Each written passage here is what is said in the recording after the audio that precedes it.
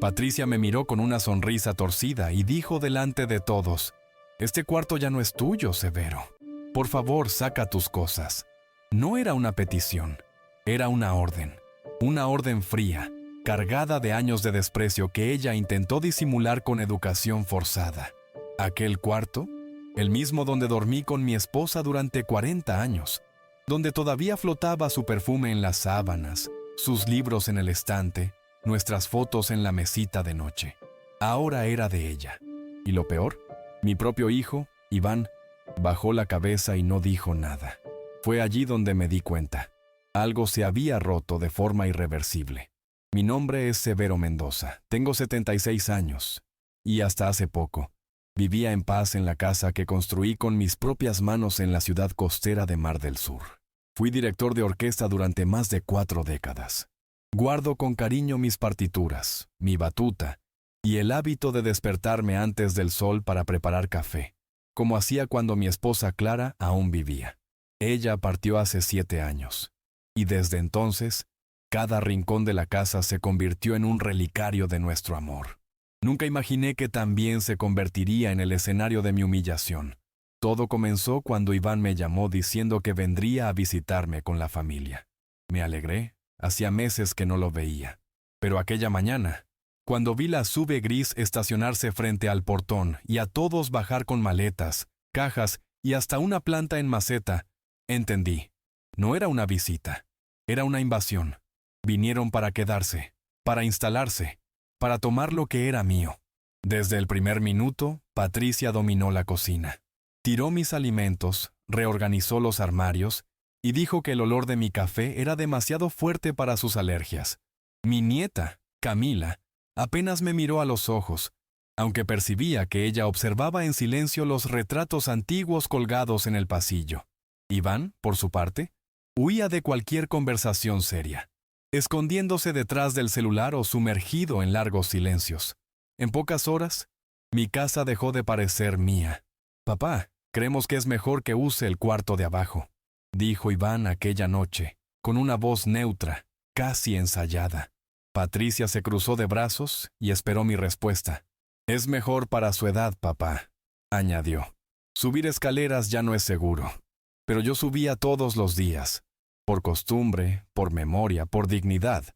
Aún así, aquella noche, bajé con mi almohada y mis libros. El aire olía a pintura fresca y a algo más amargo. Sustitución. En los días siguientes, intenté creer que era temporal, que se irían, que solo estaban allí por unos días, quizás un mes. Pero cada día traía un nuevo cambio. Patricia cambió los muebles de la sala, retiró los cuadros de Clara y mandó mi tocadiscos con todos mis vinilos al depósito. Cuando le pregunté, ella ni se molestó en mirarme. «Estamos modernizando un poco, ya estaba todo muy anticuado». Lo que me hirió de verdad fue encontrar mis álbumes de fotos tirados en el patio, apilados junto a la basura. Fotos de mi boda, del bautizo de Iván, de Clara con su violín. Respiré hondo. Intenté mantener la compostura. Recogí aquellos pedazos de mi vida y fui al cuarto de abajo. Fue allí, abrazado a aquellas memorias, donde entendí. No me iban a echar a gritos. Me iban a borrar poco a poco, como quien borra una pizarra. Una semana después, oí una conversación que me heló el alma. Patricia hablaba por teléfono en la cocina, creyendo que yo dormía. «Sí, ya hablamos con el asilo en Las Rocas. Él puede mudarse el mes que viene. Solo falta convencerlo de firmar». Yo sabía exactamente cuál firma era esa. Y fue allí, en aquella madrugada, donde decidí. Si ellos están haciendo planes a mis espaldas, yo también puedo hacer los míos. Si te está gustando la historia, aprovecha para suscribirte al canal y dejar un comentario diciendo de qué ciudad o país la estás viendo. Me encantará saber. A la mañana siguiente, preparé el café más fuerte que pude, aun sabiendo que ella iba a quejarse. Me senté en la galería con mi taza y miré el mar por largos minutos. Aquella vista era lo último que quería perder. Pero al mismo tiempo, comprendí que ellos ya me habían quitado todo lo que importaba dentro de aquella casa. Solo me quedaba el mar, y ni siquiera eso tendría por mucho tiempo si no actuaba con sabiduría. Saqué mi cuadernillo de contactos y llamé a alguien que no veía hacía décadas. Rubén, amigo de los tiempos de juventud, corredor de propiedades jubilado, pero con muchos favores aún pendientes en la ciudad.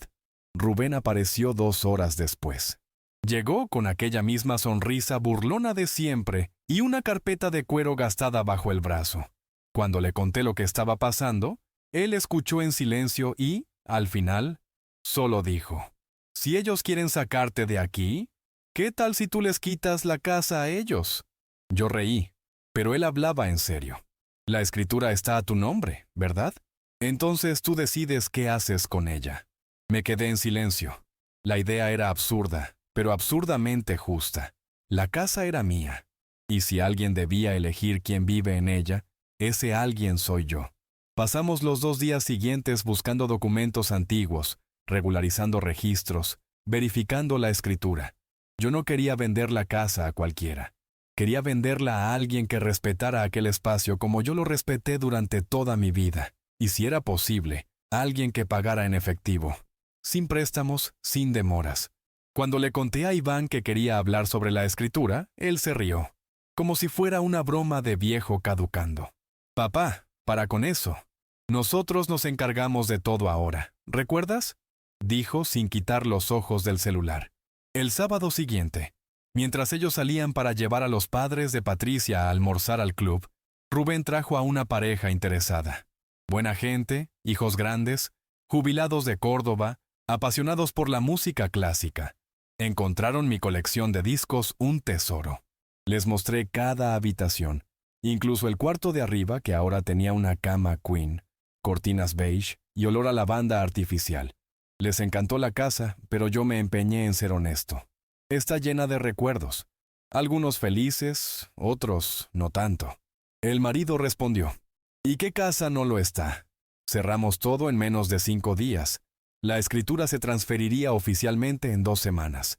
Hice hincapié en incluir una cláusula que me garantizaría un pequeño apartamento en la planta baja, con entrada independiente, para que yo pudiera seguir allí, viviendo con dignidad si quisiera. Cuando Rubén me entregó los papeles, casi lloré. No de tristeza, sino de alivio. Por primera vez en meses, había recuperado el control de mi propia vida, y nadie sospechaba de nada. Hasta que llegó el día del cumpleaños del suegro de Patricia. Ellos prepararon una gran fiesta en el jardín, con asado, invitados, música, luces colgadas entre los árboles. Yo no fui invitado.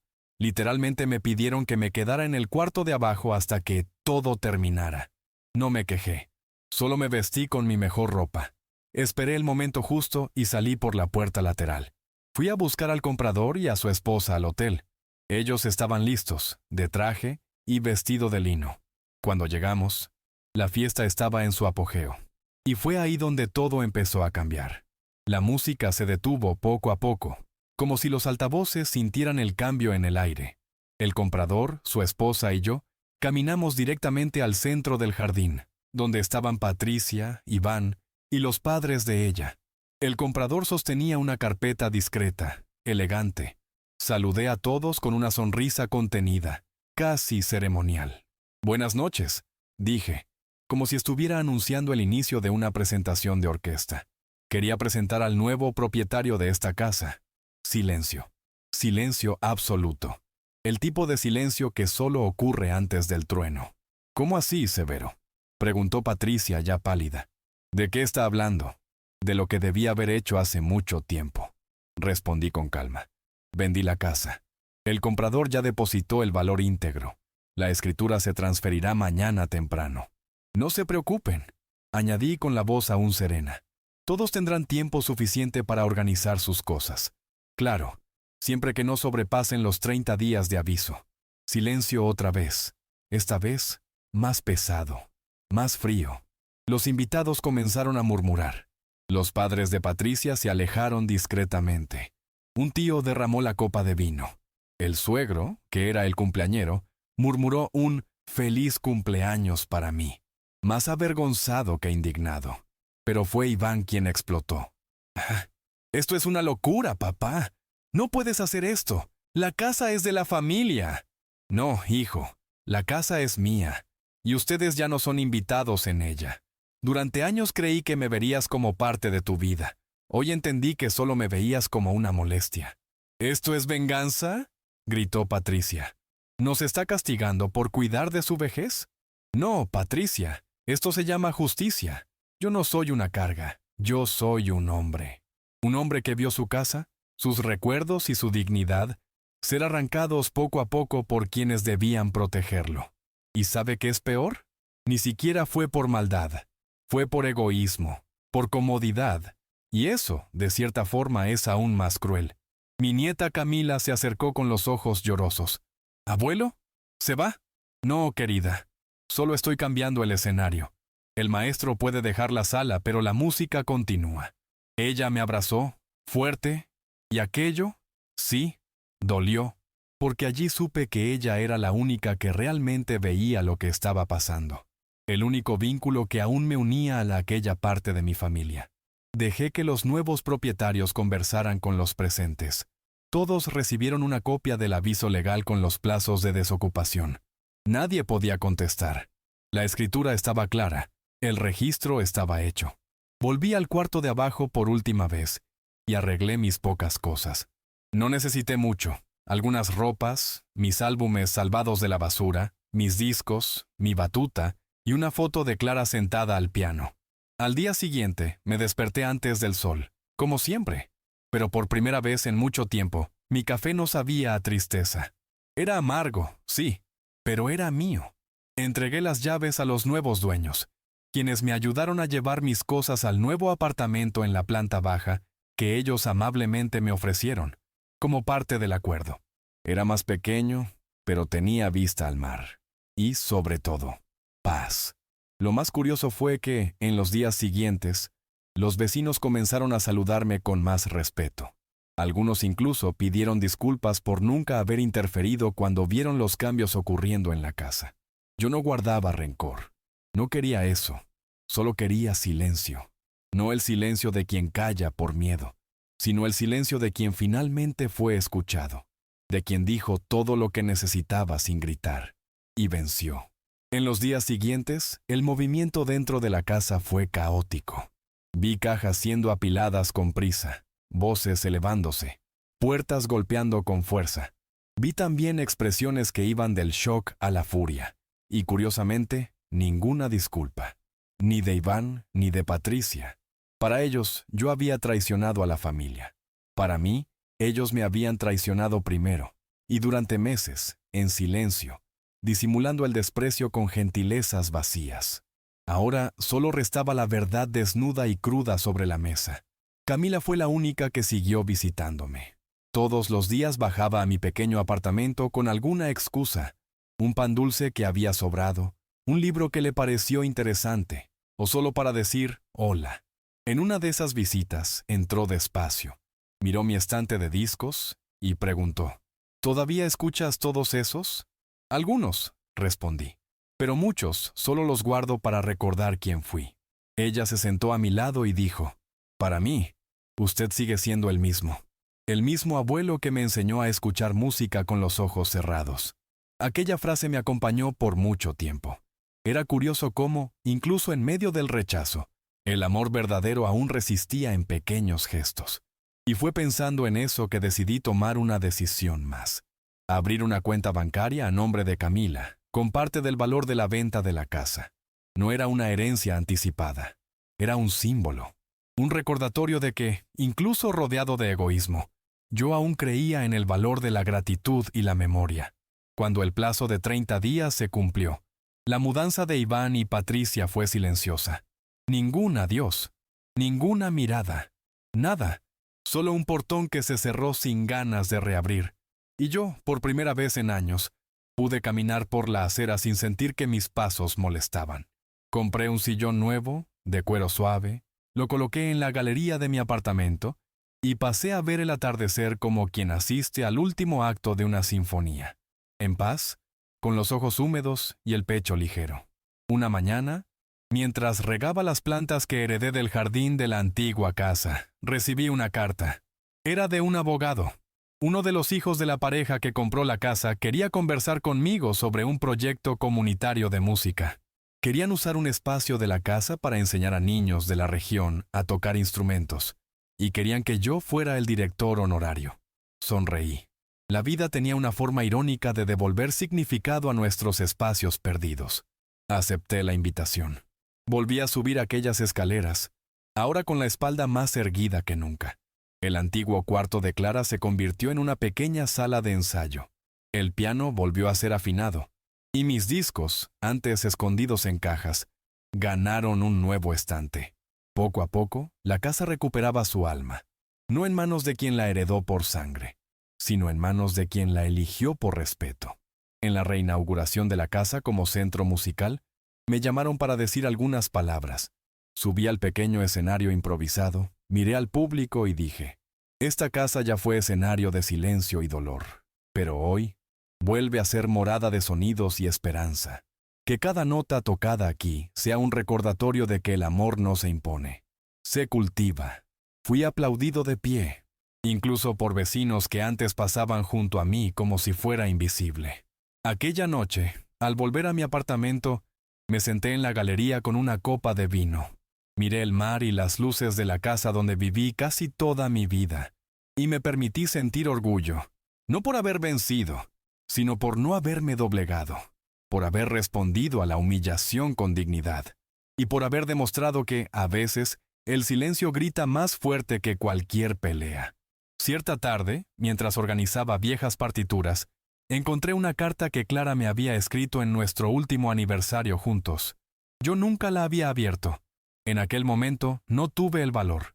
Estaba cuidando de ella en sus últimos días, y parecía incorrecto leer cualquier cosa que oliera a despedida. Pero en ese momento, con la casa finalmente en paz y el corazón más ligero, sentí que era la hora. Abrí el sobre despacio, casi como si temiera que el papel se deshiciera en mis manos. Mi querido Severo, comenzaba. Si un día esta carta llega a tus manos, espero que estés con los ojos vueltos hacia el mar y los pies firmes en el suelo. Sé que la vida sin mí será más silenciosa, pero tú eres maestro. Y si hay alguien que sabe transformar silencio en música, eres tú. Promete que no dejarás que nadie disminuya lo que has construido. Promete que protegerás esta casa, nuestra historia, y sobre todo, a ti mismo. Con todo mi amor. Clara. Lloré. No de tristeza, sino de confirmación. Todo lo que había hecho no fue solo por mí, fue por nosotros, por nuestra memoria, por todo lo que construimos. Aquella carta llegó tarde, pero en el momento justo. Era como si ella me estuviera aplaudiendo en silencio desde el principio, guiando mis pasos incluso después de haber partido. Guardé el sobre en el bolsillo del saco que usaba en las presentaciones y me prometí una cosa: nunca más callar ante la injusticia, incluso si esa injusticia viene de dentro de la propia familia. Días después, recibí una visita inesperada. Era Inés, una amiga de juventud que se había mudado al interior hacía décadas. Habíamos perdido el contacto, pero ella se enteró de la historia por su nieta, que vio el centro musical en las redes sociales. Supe que el maestro rebelde había vuelto. Bromeó al verme en la puerta. Conversamos por horas. Reímos, recordamos historias antiguas, escuchamos discos, y por primera vez desde la partida de Clara, sentí que quizás la vida aún podía sorprenderme. Inés empezó a venir con frecuencia. Poco a poco, comenzó a ayudar en las clases de los niños, trayendo partituras antiguas, enseñando canto coral. Tenía una energía tranquila, firme, que llenaba la casa con una dulzura silenciosa. Nunca hablamos de soledad. No lo necesitábamos. Era como si ambos comprendiéramos que hay pérdidas que no se llenan, pero pueden ser suavizadas por la compañía adecuada. No era amor romántico, era algo más raro, comprensión mutua. Cierto domingo, estábamos organizando una presentación de los niños en el jardín de la antigua casa. Las sillas estaban dispuestas en semicírculo, los violines afinados, los pequeños nerviosos. Me vestí con mi antiguo traje oscuro, puse la batuta en el bolsillo y caminé hasta el centro del césped. Antes de empezar, observé cada rostro allí presente. Algunos eran antiguos conocidos, otros, completos extraños, pero todos estaban allí por un mismo motivo: escuchar. Levanté la mano y di el primer compás. Las notas comenzaron suaves, titubeantes, como si los niños aún buscaran coraje, pero poco a poco ganaron fuerza, melodía, alma. Y cuando el último acorde se disolvió en el aire, los aplausos fueron casi ensordecedores. En la platea, vi a Camila con lágrimas en los ojos. A su lado, discretamente, estaba mi vecina de la otra cuadra, aquella que nunca me había dirigido la palabra, pero que ahora aplaudía como si fuera mi fan número 1.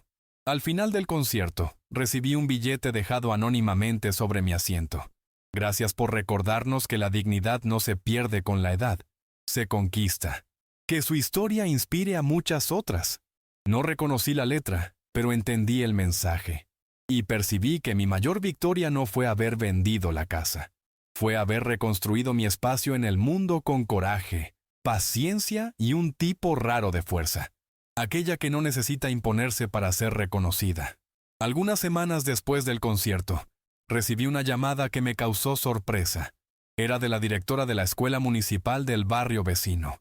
Ella contó que muchos padres habían pedido matricular a sus hijos en las clases de música de nuestro centro y preguntó si yo aceptaría expandir el proyecto. Me quedé en silencio por algunos segundos.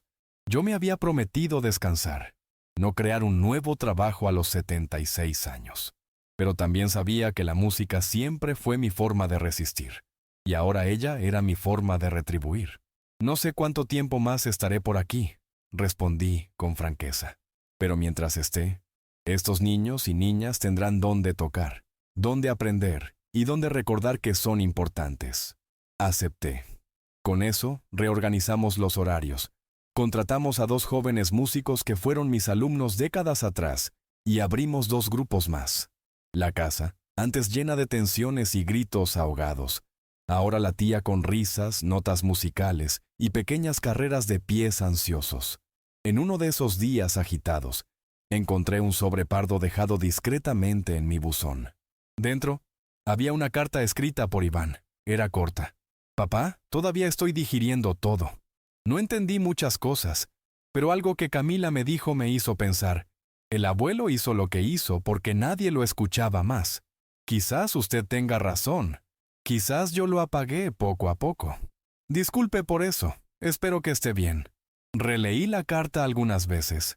Ella no traía todo lo que me gustaría oír, pero era la primera señal de humanidad de él en mucho tiempo. No respondí, al menos no de inmediato. Sentía que la ausencia era la respuesta más adecuada en ese momento.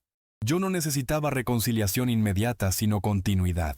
Necesitaba seguir adelante con aquello que había construido después del terremoto. Aún así, la carta me emocionó.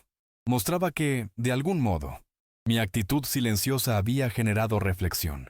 Quizás no arrepentimiento todavía, pero duda. Y la duda es siempre el comienzo del cambio. Inés vio mi semblante al leer la carta y solo dijo, a veces, perdonar es seguir viviendo bien, sin prisa, sin respuesta. Ella tenía razón. No era necesario volver atrás para validar el camino que trillé. Lo que construí ahora era real, vivo. Y no dependía del reconocimiento de quien intentó silenciarme. Yo había probado, para mí mismo y para los demás, que no era descartable, era necesario, y tenía aún mucho que enseñar. En las semanas siguientes, comencé a escribir mis memorias. No por vanidad, sino porque percibí que mi historia podría servir de guía para otros que se sienten olvidados dentro de su propia casa. Relaté los detalles, las conversaciones, las decisiones. No con rabia, sino con claridad. Era casi una partitura de vida, con pausas, crescendos y silencios. Mi plan era entregar copias a los alumnos mayores del centro musical y también a la biblioteca de la ciudad, que me pidió los derechos para publicar como libro. En el prefacio escribí: la casa fue solo el escenario. El verdadero escenario siempre fue la dignidad. Y firmé con mi batuta dibujada al lado del nombre, como hacía en los viejos tiempos.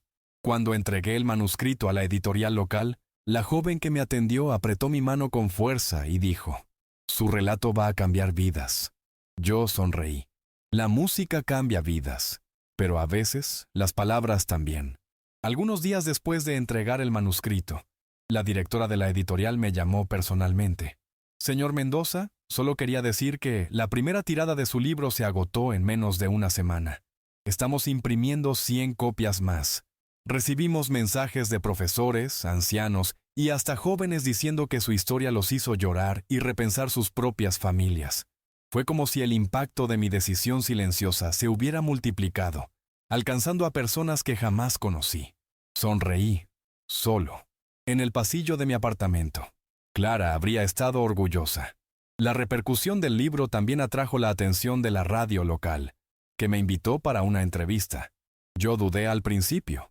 No me gustaba la exposición, mucho menos sentirme como un símbolo. Pero entendí que aquella era otra forma de mostrar a otras personas que es posible envejecer con firmeza, incluso ante el rechazo. En la entrevista, hablé sobre el centro musical, sobre los niños, y sobre cómo la casa que un día fue mía ahora era de todos. Evité citar nombres. Mi intención no era venganza pública, era inspiración íntima. Al día siguiente de la entrevista recibí una visita inesperada. Era Patricia. Estaba sola, vestida de manera sencilla, sin maquillaje. Parecía más pequeña de lo que recordaba. Había algo diferente en su mirada. Cansancio, quizás. O peso. ¿Puedo hablar con usted?, preguntó, parada en la puerta de mi apartamento. Hice un gesto con la mano, invitándola a entrar. Se sentó en la silla de la galería, la misma donde suelo oír el mar al atardecer. Yo no vine a pedir disculpas. Todavía estoy tratando de entender muchas cosas. Pero quería decir que entiendo por qué hizo lo que hizo. Y en el fondo, creo que habría hecho lo mismo. Nos quedamos en silencio por algunos minutos. El tipo de silencio que ya no era hostil, sino cargado de significados. ¿Usted y Iván están bien?, pregunté, por fin. Ella dudó. Estamos intentando. Él se sintió afectado. Dijo que fue como si perdiera al padre y la casa al mismo tiempo. Y yo le dije que quizás él perdió al padre mucho antes. Susurró. Aquella frase quedó flotando entre nosotros como una nota suspendida en el aire. Antes de irse, dejó algo encima de la mesa. Un pequeño marco con la foto de Clara sosteniendo a Camila en brazos, a un bebé. Encontré esto en el fondo de una caja. Pensé que debía quedarse con usted. Asentí con un ligero movimiento de cabeza. Ella se levantó, dio una última mirada a la casa de al lado y bajó las escaleras en silencio. No hubo abrazo, ni lágrimas, pero hubo un tipo raro de reconciliación, aquella que no necesita palabras. A la mañana siguiente, llevé el marco al centro musical. Lo coloqué sobre el piano, al lado de una vela de aroma suave. Los niños preguntaron quién era la mujer de la foto. Fue la primera en enseñarme lo que es escuchar con el corazón, respondí. Y continué. Ustedes están aquí por ella, y porque me prometí a mí mismo que nadie más iba a silenciar esta historia. Ellos no entendieron totalmente, pero sonrieron, y volvieron a las partituras con más atención. Un sábado soleado, caminé hasta el cementerio donde Clara estaba sepultada. Llevé flores blancas y una copia del libro. Me senté en el banco de piedra al lado de la tumba y comencé a leer en voz alta el primer capítulo. Algunas personas me miraron de lejos, curiosas, pero continué. Cuando terminé, cerré el libro con cariño y dije, «Listo, amor. Ahora todo el mundo sabe lo que tú siempre supiste, que el silencio, cuando bien usado, puede ser la más poderosa de las respuestas». En el camino de vuelta del cementerio, paré en la panadería que frecuento los domingos. La dependienta, una joven llamada Mariela, sonrió al verme y dijo, «Usted está famoso, ¿eh?». Mi abuelo lloró leyendo su libro. Dijo que se sintió menos solo. Me quedé sin respuesta por algunos segundos. No era fama lo que buscaba. Era significado. Pero aquellas palabras me calentaron más que el café que vino después. Por primera vez, sentí que mi historia estaba cumpliendo un papel mucho mayor que mi propio desahogo. En aquella misma semana, recibí una invitación formal de la alcaldía. Querían homenajear al centro musical con una placa conmemorativa en el antiguo jardín de la casa. La propuesta venía acompañada de una carta escrita a mano por una de las concejalas locales. Nuestro municipio necesita más historias como la suya, de resistencia, de reinvención y de legado. Acepté, claro, pero pedí que el nombre en la placa no fuera el mío, Quería que llevara el nombre de Clara. Al final, fue por ella que todo comenzó, y gracias a su ausencia que todo necesitó ser reconstruido. En la ceremonia, vi rostros conocidos y otros totalmente nuevos. Entre ellos, Iván. Estaba al fondo de la platea, de pie, con los ojos bajos. Cuando la placa fue revelada, Jardín Musical Clara Mendoza, un lugar donde el silencio dio lugar a la armonía. Hubo aplausos, pero lo que realmente me marcó fue la mirada de mi hijo. Era una mirada diferente, no de orgullo, ni de arrepentimiento, sino de reconocimiento. Él sabía que había perdido algo valioso, y sabía que, esta vez, la culpa era suya. Después del evento, él se acercó. «Está bonito», dijo. A ella le habría gustado. Asentí. No necesitaba decir más nada. El tiempo había hecho su parte, y ahora era hora de aceptar lo que restaba, lo que no pudo ser salvado, y lo que aún podía florecer. La puerta está abierta para Camila siempre que quiera venir. ¿Y para mí?, preguntó, en un tono sin ironía. Quizás, respondí, pero no como antes. Y está bien. Algunas relaciones necesitan renacer de otra forma. Volviendo a casa, encontré un billete de Inés en mi puerta. Pasé para dejar unos bollos y encontré su disco de Beethoven. Me lo llevé para limpiar. Vuelvo mañana. Sonreí. La vida tiene estas cosas. Después de la tormenta, después del abandono, después de la ruptura, viene la rutina suave, simple, preciosa. La rutina de quien reconstruyó su propio suelo, y ahora pisa en él sin miedo. Aquella noche me senté en la galería, como siempre hago. El mar estaba en calma, la brisa ligera. Encendí una lámpara pequeña, puse un disco a sonar, era Clara Schumann como a ella le gustaba, y cerré los ojos. Por primera vez en mucho tiempo, no pensé en lo que perdí, pensé solo en lo que quedó, en lo que resistió, en lo que floreció. Y fue entonces que entendí. Esta historia no era sobre venganza ni sobre pérdida. Era sobre amor propio, sobre dignidad, sobre no aceptar ser borrado. Meses pasaron. El centro musical creció, recibió donaciones, ganó nuevos instrumentos. Hoy, niños de otros barrios vienen aquí todas las semanas. Algunos llegan tímidos, otros entusiasmados. Todos, sin excepción, salen diferentes. Como si al tocar una nota, descubrieran que tienen voz y que sus voces importan. Siempre que puedo, me quedo al fondo de la sala observando. No interfiero, solo escucho. Es como dirigir sin necesitar levantar la batuta. Mi nombre ya no aparece en todos los lugares. Y no es necesario. El jardín tiene el nombre de Clara. El proyecto lleva el nombre de los niños. Y yo sigo aquí, como base invisible que sostiene sin cobrar. A veces, pienso en todo lo que sucedió como una pieza musical con 3 movimientos. El primero, suave y familiar. El segundo, tenso, disonante. El tercero, pacificado, con ecos del inicio pero transformado por la jornada. Fue así que mi vida se reorganizó. En compás, en pausa, en reinicio. En el aniversario de la fundación del centro, colocaron un mural con fotos de los alumnos y un pequeño estante con ejemplares de mi libro. A su lado, una placa decía, «Para todo aquel que un día fue silenciado, que esta historia te recuerde que tu voz aún vive». Vi señoras emocionándose, adolescentes hojeando las páginas, profesores deteniéndose a leer frases en voz alta. En ese momento, percibí que mi historia ya no era solo mía, y eso era liberador. Aquella noche, me senté una vez más en mi galería. Inés llegó con 2 cafés y una manta. Nos quedamos allí en silencio por largos minutos, escuchando el mar. No hablamos del pasado, ni del futuro, solo existimos. Y yo supe, con la serenidad de quien ya no necesita probar nada más, que la vida no me quitó todo.